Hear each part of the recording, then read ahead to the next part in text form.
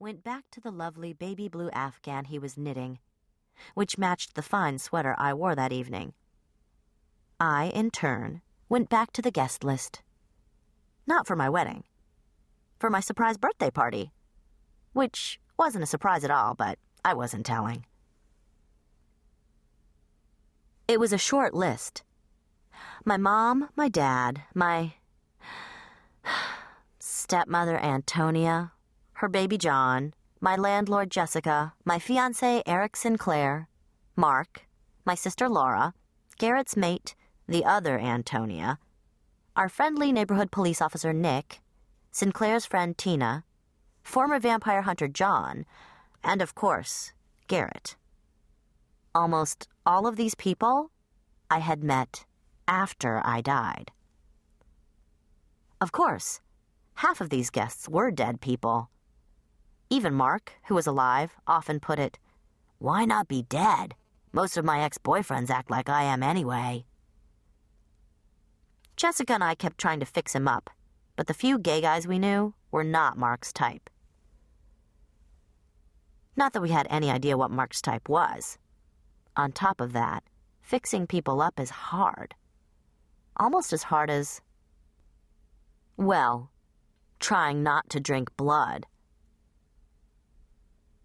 I tapped my pencil on the pad, trying to come up with a plan to tell Eric before the wedding that I had decided to completely give up the blood drinking thing. I figured being the vampire queen had a few advantages. As it was, every vampire I'd ever known had to drink every day, even Eric. But I could go up to a week without so much as a drop of O-neg, without any shakes or desperate pleas for stray rats. So in honor of my birthday, and of being in this shit queen job for a year, I figured I'd give it up completely. I would be in a blood-free zone. But Eric would be tricky. Normally, he ignored whatever I did, but during our intimate moments, someone always got bitten. Sometimes more than once. It squeaked me out to try to explain it, but drinking during sex just made the whole thing better. "Lame, Betsy," Jessica said, coming into the kitchen and glancing over my shoulder as she headed for the espresso maker. "I can't believe you're making a list of birthday presents. Miss Manners would be rolling in her grave." Miss Manners is still alive. Besides, it's not a list of presents. It's a list of people you're going to invite to my surprise party. Jessica, a painfully skinny nag with gorgeous skin the color of Godiva milk chocolate, laughed at me. "Honey, it hurts me to say this, like a sliver in the eyeball, but we're not planning a party. Although," I added, "you don't have to try too hard to get the aunt there. I wouldn't mind if she missed it." "Sugar." She gave up the espresso maker as too complicated. This was a nightly ritual, and fixed herself a glass of chocolate milk instead. "You made it perfectly clear 2 months ago. No party. And we believed you. So stop making guest lists and worrying about your stepmother showing up.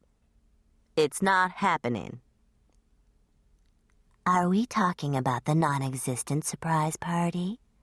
Tina asked, startling me as her bare feet slid noiselessly across the spotless shamrock green kitchen tile. "I'm putting bells around your pretty petite ankles," I told her. Jessica had nearly choked on her drink. Tina had so startled her. She took a breath and said, "She tells us our lives won't be worth living if we throw her a party. Then she makes a guest list." "Constancy, thy name is Queen Elizabeth," Tina murmured as she slid her tiny butt onto the breakfast nook bar stool next to George. Garrett. She was dressed like the most tempting college student in creation. As usual. Long blonde curls, big pansy eyes, knee-length black skirt, white designer t-shirt, bare legs, black pumps. Most college students nowadays hadn't witnessed the Civil War, but undead bombshells like Tina just didn't let go of their perky tits. What do you want for your birthday, Majesty? She was asking me, as I stared jealously at those ageless melons. Her duties nowadays were the equivalent to serving as best man to Eric, whom she had turned into a vampire decades ago. Nowadays, instead of sucking his blood, she limited herself to smoothing out the morning edition of the Wall Street Journal, fixing his tea the way he liked it, and setting out gobs of paperwork for him to look through. Some nice shoes, I suppose. You suppose wrong, I replied. I want peace on earth, goodwill toward men. Do they have a store for that at the mall? Jessica asked innocently. Or maybe one of those sales carts in the walkways, right next to the portrait artist and the guy selling t-shirts with pithy sex jokes? She was shamelessly stealing peeks at the memos Tina laid out neatly on the marble countertop. It'd be the only thing they don't have, I said. Tina, Jessica, I know you. I know I told you not to throw a party, and that therefore you will throw one. But if you want to keep up the deceit, fine, no party. Instead, find a quiet moment to pray for the aforementioned world peace and global harmony, or failing that, snag me a gift card from Bloomingdale's. Or perhaps a pair of the new Prada loafers, Jessica added. No, I'm sick of loafers. Spring is here. I want some strappy sandals. Which was kind of silly. I couldn't wear them with socks, and these days my extremities were pretty icy. But still, I was sick of winter, and this was Minnesota. We had at least 2 more months of snow. Right, Jess said. Because you don't have enough of those? Why don't you take one of my existing pairs and shove them up your cute black butt? I suggested sweetly. Well, Ms. Taylor, why don't you take your delicate ivory nose and... Tina interrupted the argument du jour. Majesty, are there any designer shoes you don't like? Garrett cleared his throat as he started a different stitch. Knit, garter, crochet. It was all the same to me. She doesn't care for Rickard Shaw sandals, especially the gold ones. This is true, I confirmed. They're all like something out of the Boogie Nights prop drawer. I mean, what year is this? I'd pay $200 not to wear them. No need for that, Eric Sinclair said, ignoring my yelp and Jessica's flinch. He was worse than Tina. Where she slithered silently, he teleported like an alien. A tall, broad-shouldered, dark-haired, dark-eyed, yummalicious alien. You have 1,000 pairs of sandals. Do not. Leave me alone and read your papers. Guest list? He asked, leaning over my shoulder and peering at my pad.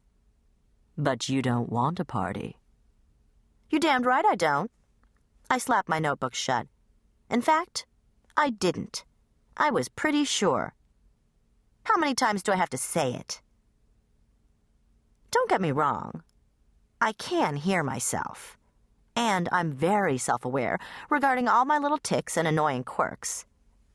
Nothing triggers Maslowian self-actualization like getting body slammed by a Pontiac Aztec. But no matter how bad I sound to myself, I can't help it. My situation is impossible. You'd be amazed how often I'm ignored, even though I am the so-called queen of vampires. Repeating myself ad nauseum is one of the many ways I try to make myself heard. I am too new to the game to be quietly tough like Sinclair, not smart like Tina, not wealthy like Jess, not an all-seeing ghost like Kathy, not a clever doc like Mark, or an indifferent psychic werewolf like Antonia. You know what it's like to be called a queen and have the least to offer among all the people you know? It's a huge ego hit. We got it, Betsy, Jessica was saying. No party. Fine.